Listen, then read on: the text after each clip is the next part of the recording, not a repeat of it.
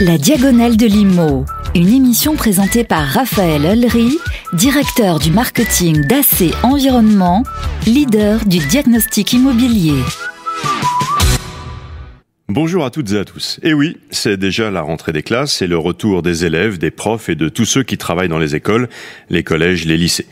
Des milliers de bâtiments appartenant respectivement aux communes, aux départements, aux régions, un parc immobilier très divers avec des établissements de la fin du 19e, d'autres du début 20e et les plus nombreux datant des années 50, 70 et 80, construits pour absorber une démographie scolaire exponentielle du fait du boom démographique, de l'allongement de la scolarité et de l'absorption en périphérie des villes de l'exode rural. Ces établissements des 30 Glorieuses ont été modernes en leur temps, mais ils posent désormais un problème majeur, l'omniprésence d'amiante, utilisée systématiquement entre les années 50 et 90 dans la construction, avec des risques avérés d'exposition à cette fibre cancérogène pour tous ceux qui les fréquentent.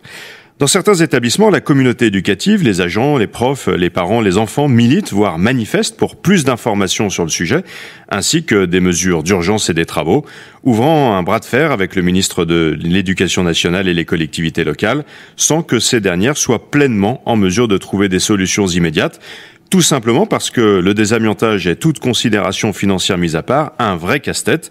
Que faire en effet des centaines d'élèves, par exemple, si l'on condamne des classes en travaux? Comment garantir la continuité de l'offre d'enseignement?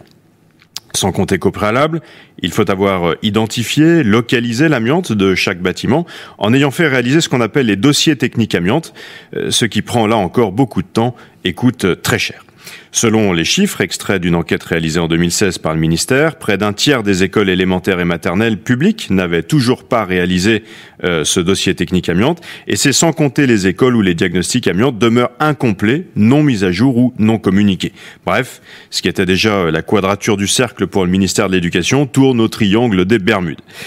Face à la grogne grandissante, il y a presque un an, suite notamment à la mobilisation autour du lycée Brassens de Villeneuve-le-Roi en région parisienne, le ministre de l'Éducation, Jean-Michel Blanquer, avait promis une cellule du bâti scolaire créée en lien avec le ministère de la Cohésion des Territoires, mais rien ne s'est passé jusque-là. Alors mieux vaut tard que jamais, elle est annoncée pour les toutes prochaines semaines, soit.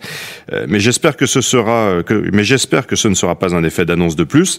Pour ma part, dans la foulée de son annonce, je lui avais écrit 3 fois, plaidant pour une grande table ronde réunissant les pouvoirs publics, l'ensemble de la communauté éducative et la filière amiante dans son ensemble, les diagnostiqueurs, les désamianteurs, les entreprises du BTP.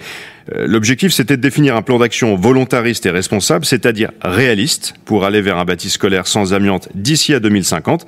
J'attends encore un accusé de réception de mes courriers. Alors en cette rentrée, je lance un appel. On se voit bientôt, Monsieur Blanquer. La Diagonale de l'Immo, une émission présentée par Raphaël Ulry, directeur du marketing d'AC Environnement, leader du diagnostic immobilier. La Diagonale de l'Immo, on débat sans travers ni détour. Rendez-vous sur les réseaux sociaux.